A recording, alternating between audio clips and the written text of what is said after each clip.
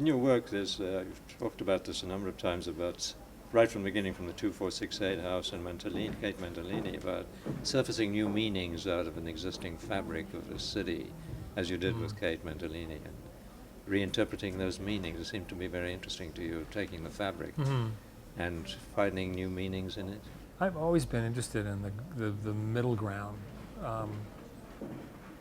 because you'd never say our work is modernist in the sense of being completely other, or is positing a position of detachment, or of an avant-gardism, which is intentionally rejecting the status quo, and at the same time, meaning that it's connected to, it's attached, it's interested in historical conditions, in the culture and the cultural, political, economic, social reality of those conditions.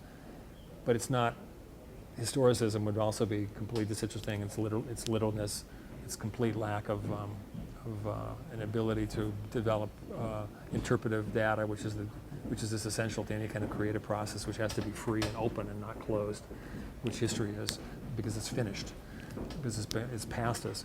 But finally, it's neither of these. It's a middle ground which is able to capture aspects of what exists, which is the grounding material of architecture. And I would say for myself that one of the things that gives me continual inspiration in terms of how to kind of push a model into yet another project is to be conscious of the specifics and the idiosyncratic nature that always comes to you from a new project, which is always different. You look out of the window and all we're trying to do is you're producing a work and it has something to say in some way about what we're observing. And what we're observing is immediate, and it's kinetic, and it's changing, and it's definitely uncertain. Nobody could agree on anything. And the notion is then, well, how does one kind of operate that way within the static requirement of a form? But that's, luckily, we weren't the first ones to have to ask that question, because we're 3 generations at least afterwards, so that we've studied Malevich, we've read Duchamp, we can continue that discussion. And so we go, well, we already know that Duchamp only drew all the motion, and that was an interesting idea. Well, and Leger and Picasso and Braque were onto that one. And we're going, well, we didn't enter the world, for them, different story. They truly entered this world where they were at the moment of invention, of this huge shift, right? Don't you think? And we're already down the line. Don't you think in architecture it's only recently, particularly in work like yours, that the same quality that you described has been rendered in architecture?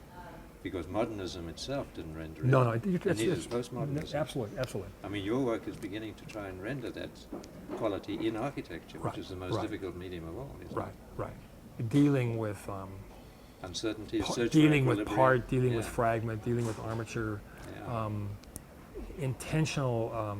This idea of intentionally not finishing, but then again, even that discussion could come from several directions. It's an old adage, whether it's a child or adult, that the most interesting building is always the one under construction. And you'd always, and architects for sure, I'm sure we could be going around town and say exactly the same thing. You look at something and you're going, oh, just end it right now, right? And it's in some state of a finish. And in many cases, it would actually, it's true if you're kind of more interesting, sans decoration and kind of the layering of things people have to do to it. And a lot of things that are taking place are somehow intentional or unintentional accidents, or they're just taking place out of some process. And you would go, ooh, you're there. But it's also raw. It's also it's alive with energy. And I think the reason that the public would so much, the way a child would stop and look at it, it's interesting because of that kind of rawness. But it's interesting because it absolutely recalls kind of the activity of making it. And finally, it seems like somehow the process, the activity of making this thing, especially as architecture gets larger and bigger, and it's getting more kind of intriguing of getting a big heavy thing way in the air, and the relationships of the numbers of parts and the complexity. And when it hasn't been kind of spoiled by some need to kind of bury this stuff, you still see the cables and the elevators, and you see the transformer and all these things that the normative society is ugly or it's not interesting. And you're going, well, maybe beauty then or ugliness isn't even shouldn't be operational. I'd say those are totally unoperational ideas, because I'd always leave the transformer, because I think it's interesting. And the discussion should be, is the building more or less engaging? Or the question should be a whole dialogue of how do we establish a parameter of what buildings should or shouldn't be visually in terms of their usefulness to society. We're here to produce resistance. And we should be actually rated by our resistance, and resistance which is useful as another voice. And so there's one person, and it's this, in this case of the school, it's the state, and they say it has to be built for this much money, and that's their role. You need that person. There's another person that says it has to do this, this, and this, and it's in a prescribed set of rooms for education, and that's the school district, and you need that person. There's a contractor that's going to tell you how I can build it and not make a leak, and you have to have that person. And then there's an architect, and he doesn't have to agree with any of those people. It's a fourth voice. And the voice is saying, well, why don't we look at this in terms of, and it's the generalist, why don't we look at this in terms of opportunity or potentiality? So when we started that school, I had absolutely no interest in stylistic ideas, no interest in direct architectural ideas, absolutely zero interest in the program, but the program is generic. It's the same program I went to school with, and the same school every school in the country is to begin with, give or take an auditorium, a swimming pool, right? They're literally generic programs, and of question mark. What is the job here? And we took on just a broad idea. The one was to change the psychology of the place into one thing to another thing. And my notion was that the school system today, and to ask whether to define an architect's role in that problem. How can we participate in education as architects? What can we contribute to the equation? And it was our belief here that the physical plant, the physical edifice of the school itself, could absolutely challenge the norm of what people think that place is. And if you look at, say, the normal school in California, you wouldn't be too impressed. If you were looking for some corollary, oh, it's strange. Just about a prison would be just about the closest thing you could name if you're just looking for very overt physical references. Chain link fence maybe with barbed wire. Absolutely generic kind of rectilinear buildings, just about windowless, or trailers, so even worse. And you'd go, wow, if you're an anthropologist looking back 300 years and you discovered the site and you were trying to figure out what was happening in there, and then you finally decided through your investigation it was a school, you would be fascinated. You'd probably surmise, or it wouldn't be unreal to think that, well, this is a kind of an interesting place for people to learn, and this is what it means. This society thought that this place should be, right? It discusses the values of that society. Anyway, we tacked at that level, and we said, versus the program, not much room, given program, not a whole lot of room to move that in terms of just bureaucratic, legislative kind of issues. What can we do? And we're going to change the big picture. And what we're interested in doing, and we don't care whether you like it or don't like it as a building. Could care less. I like blue, you like red, you like yellow. Not important. I want something square, I want something round. We understand that. When you see this thing, is it possible that it opens up a potential? Because my notion was, and I remember I grew up in a tough, poor neighborhood. Mother raised me poor. I can remember, like it was yesterday, times when it was just really, really tough to live. And you go to these schools, and they're absurd places. Don't want to be there. Tried not to be there. I was a kid that cut as many days as I could when I was a kid, always getting in trouble. Why would you want to be there? They're horrendous places to be at every level. I wanted a place that when somebody went there, the feeling was, I can do anything I wanted. The world is open to me. I'm a young person still, and part of it's my obligation, and this institution is going to remind me that I can do anything. So when you're looking at these pieces that turn, things that might not look functional, it actually is just about all functional. The notion was, I was hoping that they'd look at that and they would recognize that it's not normative. You're challenging the presumptions. It's interested in dreaming, it's interested in invention, it's interested in literally breaking the box in this case, a literal sense, breaking the box.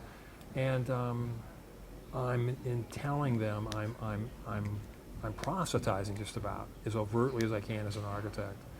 I'm pleading with them just about that do what you want to do and follow your own heart, and you can believe in ideas and you can build them. And then when I can talk to them, because when you do this process, you know, as an architect, it's always the case. One group says you can't do it you can go right through the same group. I can't afford it, it'll leak, it doesn't work, all these things.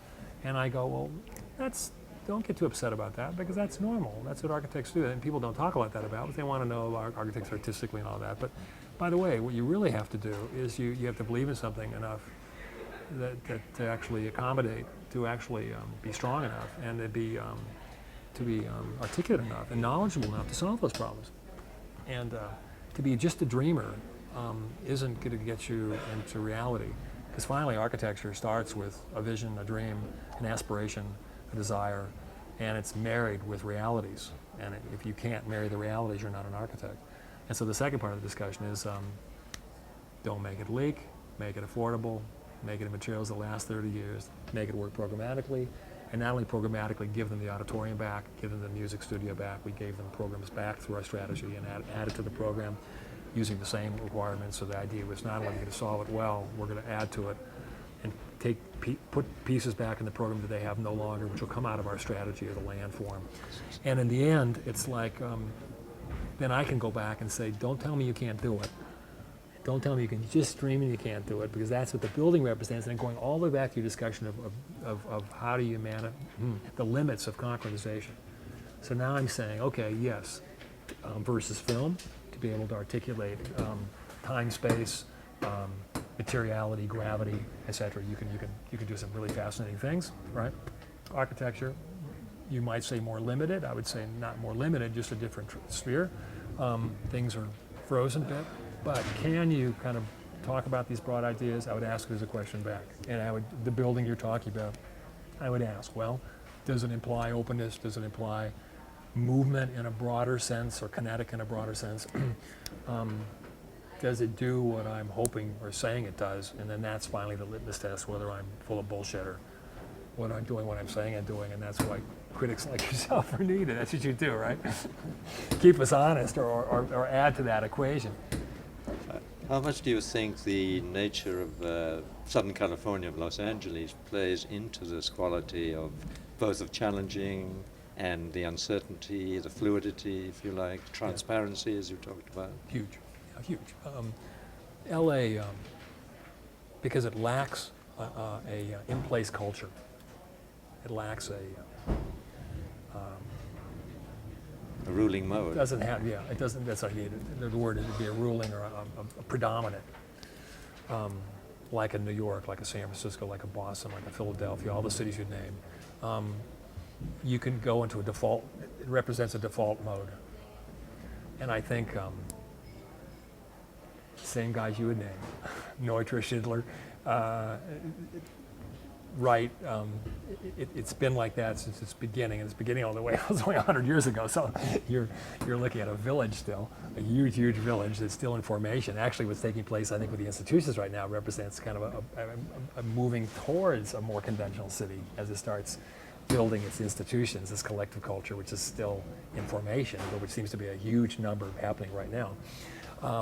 No, because then it allows architects to kind of utilize, if they're interested in that, this openness, this lack of a singular configuration of culture, and it produces probably both the best and the worst out of that, because it's default, because it doesn't have rules, and of course architecture. I don't think any architect would tell you, I certainly wouldn't, that finally architects operates best under rules. And so it's those people that are best at kind of establishing rules within this kind of total freedom, which requires, but you couldn't do that if you were always struggling. But in a more subtle sense, it requires each architect to invent himself out of his own gut, rather than from some existing... Right. And as you know, LA is in terms of the practices, is an immensely private place. When I'm in New York and talk to my friends there, everybody knows everybody. Everybody's kind of looking at everybody. There's this complete connected thing, and some of it's quite lovely, and it allows for a certain kind of communication. Some of it is not quite so lovely, and people are kind of right on top of each other, and it's a little bit cutthroat at times. In LA, of course, it's I think it's also been like this, and even as the city gets larger and gets more and more architects, all of us, this studio kind of represents typical address, no front, can't find it, and now I've done it long enough where I wanted people to find it. I obviously would have done it. I've been practicing for 30 years, but you realize that's how you're comfortable. You're comfortable in this. You kind of hide away in your own city, and Frank does the same. Here we are, Frank. We're a block away, and I see him at a music event. We might have breakfast someplace. I think I've been to his office maybe once every 5 years. I'm not sure he's ever been here. You never leave here. Then if moss is hidden away over in a place that's even harder to find, right? And you say that about all of the offices here, and it's I agree, and it's very much also connected to a kind of an idea of autonomy. As a final question, where do you see yourself going in this context, in this process? Leon, I live for the moment. As I guess expected, I'm 58 years old, and all of a sudden the practice has changed considerably, and I have large-scale projects and quite a few of them, and I have a considerably larger office than I've had in the past. One might say your work has become increasingly sophisticated over the years, in the sense of... It's supposed to happen. That's good to hear from you. It's Well, you know more. You seem to know more certainly what you're doing. I don't feel that way. I always feel very uncertain, but I think I'm more comfortable in the larger scale work. I think I was more prepared, and maybe that goes back to my earlier training and my earlier interests, starting with urban design and planning, and then later starting again from a micro level and material. And I feel much more prepared, or I like the mixture of being able to argue something at a larger level, like we talked about the school, where I can deal in something I can believe in. When I'm working on a chair, we're doing our cafes or a house, it's much more difficult to find the broader issues of which you can establish a platform and you can argue for and believe in. And the work is much more within the autonomy of architecture, within its artistic act. And there's nothing wrong with that. And it's something that I absolutely admire and enjoy, and et cetera. But I think with the work now, it energizes me in a different way. And then I feel that there's an intersection between the political act and the creative act. And then I can argue it. The artistic act, which I've always had difficulty arguing, I don't have to talk about.